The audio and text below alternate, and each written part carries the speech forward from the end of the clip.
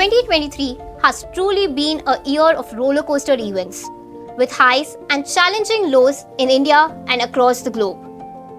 From the success of Chandrayaan-3 to the unrest in Manipur, we experienced a myriad of emotions.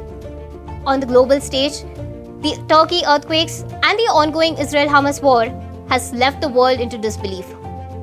In this episode of Daily Salar Digital, let's look at the major headlines of the year. On January 18th, prominent Indian wrestlers including Sakshi Malik, Vinesh Fogart and Bajrang Punia accused the then President of Wrestling Federation of India, Brij Bhushan Sharan Singh, of sexual harassment. This led to a protest at Jantar Mantar in New Delhi, with demonstrators demanding Singh's resignation and the establishment of an inquiry committee to investigate the allegations of sexual misconduct. The protest concluded after a meeting with Union Sports Minister Anurag Thakur, who assured a thorough investigation. Subsequently, a 5-member oversight committee led by Khel Ratna awardee Mary Kom was formed to examine the accusations. However, in April, the wrestlers resumed their protest due to the delay in publishing the report, prompting the Delhi police to file 2 FIRs against Singh. The protests were halted in June. Due to the upheaval and subsequent events, the Asian Wrestling Championships, originally scheduled to take place in India, were moved to Kazakhstan. On December 21st, Sanjay Singh, a loyalist and aide of Brij Bhushan, was elected as the new WFI chief. Following this, Olympic medalist Sakshi Malik announced her retirement from wrestling, and Bajrang Punia wrote a letter to the Prime Minister Narendra Modi returning his Padma Shri award. Later, the Sports Ministry suspended the newly elected Executive Committee of the WFI due to its hasty decisions. On February 6th, an earthquake of magnitude 7.8 struck southern Turkey near northern Syrian border. Subsequently, approximately 9 hours later, another earthquake with a magnitude of 7.5 occurred about 95 kilometers to the southwest. The affected area was around 350,000 square kilometers. It is estimated that around 14 million individuals were affected and nearly 60,000 died. India showcased its presence on the global stage during Oscars 2023 in Los Angeles. The film Everything Everywhere All at Once won 7 Oscars. Meanwhile, out of the 3 nominations, India got 2 Oscars in the categories of Best Original Song and Best Documentary. The song Natu Natu from S.S. Rajmouli's RRR earned M.M. Keeravani and Chandra Bose the Oscar award, while Guneet Monga received India's first ever Oscar award in the Best Documentary category for The Elephant Whisperers. Shaunak Sen Aman Man, nominated for Best Documentary Feature for All That Breathes, contributed to India's notable presence at the prestigious event. This April, India surpassed China to become the world's most populous country. According to the United Nations World Population Dashboard, India has a population of 142.86 crore people, while China has a population of 142.57 crore. The Pew Research Center reports that India has experienced a population increase of over 1 billion people since 1950, the year when the UN commenced collecting population data. More than 40% of India's population consists of individuals under the age of 25. India intends to utilize the advantages of the young population and the demographic divide. On May 3rd, the northeastern state of Manipur saw ethnic unrest following a tribal solidarity march led by Kuki community. In response to this, the mighty community organized counter-protest and blockades, leading to widespread clashes across Manipur, particularly in Churachandpur. The violence was triggered by a Manipur High Court directive instructing the state government to submit a recommendation to the centre regarding the mighty community's demand for scheduled tribe status. The conflict resulted in over 175 deaths and displacement of thousands. Subsequently, disturbing visuals were shared on social media showing assaults on women, student-led protests, and more. The Supreme Court took suo motu cognizance and formed a committee to look into relief and rehabilitation and oversee the probe. A solution hasn't been reached yet, and the violence continues even after 7 months. On May 28, 2023, Prime Minister Narendra Modi inaugurated the new Parliament building in Delhi under the Central Vista project. The new Parliament is a $2.4 billion project aimed at addressing the challenges of the old building and aims to overhaul the colonial-era structures in the city. The triangular-shaped new Parliament has a total of 1,272 seats and boasts state-of-the-art technology. The ceremony was boycotted by 20 opposition parties who criticized Modi for breaching protocol by inaugurating the complex instead of the president, the highest executive authority. Congress returned to power in Karnataka with a landslide victory. After 34 years, Congress won the assembly elections with the highest vote shares and seats. Congress won 135 seats out of 224 and Siddaramaiah was made the Chief Minister. Meanwhile, D.K. Shivkumar was made the Deputy Chief Minister. On June 2nd, 293 people died and over 1,200 were injured when 22 compartments of the Coromandel Express collided with a stationary freight train at Bahanagar Bazar station in Balasore district. This collision resulted in the derailment of some coaches, which then collided with the Yashwantpur-Howrah Express. The Central Bureau of Investigation arrested 3 railway officials in the case on July 7th who are in judicial custody. The investigation is still ongoing. Meanwhile, the report by the Commissioner of Railway Safety mentioned that lapses in the signalling circuit alteration at North Signal Gumti station caused the accident. On July 18th, 28 opposition parties came together under the name Indian National Developmental Inclusive Alliance with the aim of challenging the Bharatiya Janata Party in the upcoming 2024 Lok Sabha elections.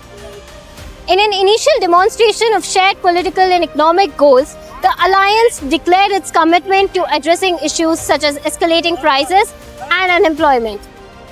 The BJP has dismissed the alliance, labeling it as a union of self-serving, corrupt, dynastic parties. India has held 3 meetings so far, revealing internal disputes related to seat allocation and candidate positioning. On August 23rd, India made space history as Chandrayaan-3 successfully landed on the south pole of the moon. With this, India joined the ranks of elite countries and became the 4th country to make a moon landing and the first to land a spacecraft on the lunar south pole. It was launched on July 14th from Andhra Pradesh. This mission, led by the Indian Space Research Organization, became YouTube's most watched live stream worldwide, with 8.09 million viewers worldwide. India hosted the 18th G20 Summit on September 9th and 10th at the newly inaugurated Bharat Mandapam. The theme of the summit was Vasudhaiva Kutumbakam, translating to the concept of one earth, one family. During the summit, the African Union became a permanent member of the G20. A new entity, the Global Biofuel Alliance, was introduced with the aim of advancing sustainable biofuel development. Additionally, a joint agreement known as the India-Middle East-Europe Economic Corridor was signed, linking India with the Gulf region and Europe. On October 7th, Hamas attacked several Israeli cities, killing over 1,200 people and taking more than 240 hostages. Israel declared a war and responded with military attacks and airstrikes in the Gaza Strip, killing over 21,000 people and displacing millions. Over 110 hostages were released by Hamas in exchange for prisoners and temporary ceasefires after a Qatar-Egypt brokered deal. The United Nations and several countries have called for an immediate ceasefire, but the war is far from over. On October 17th, the Supreme Court of India declined to legalize same-sex marriages in the country. Chief Justice led the 5-judge Constitution bench, which gave 4 distinct judgments. The court stated that the right to marriage is not an absolute entitlement under the Constitution.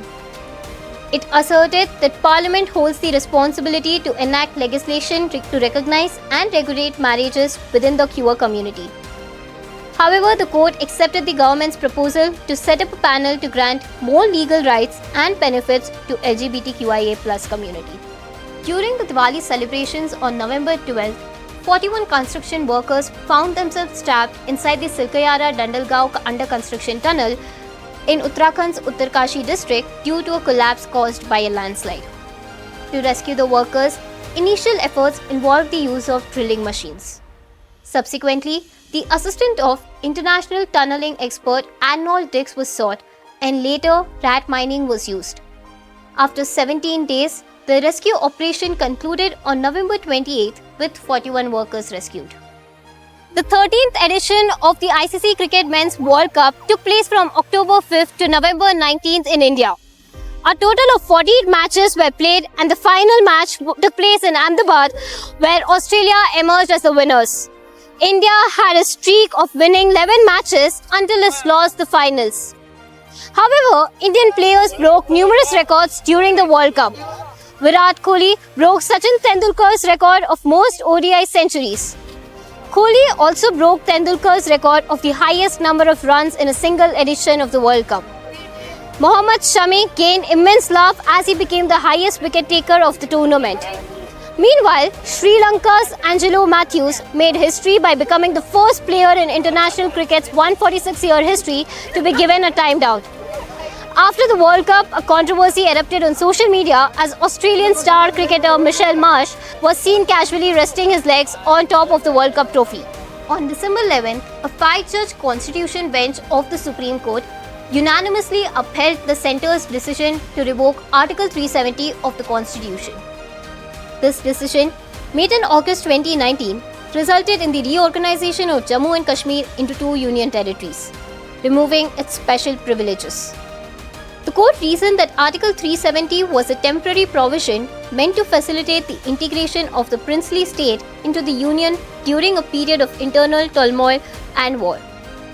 The court chose not to rule on the legality of the presidential rule imposed in Jammu and Kashmir in December 2018, stating that it was not explicitly challenged by the petitioners.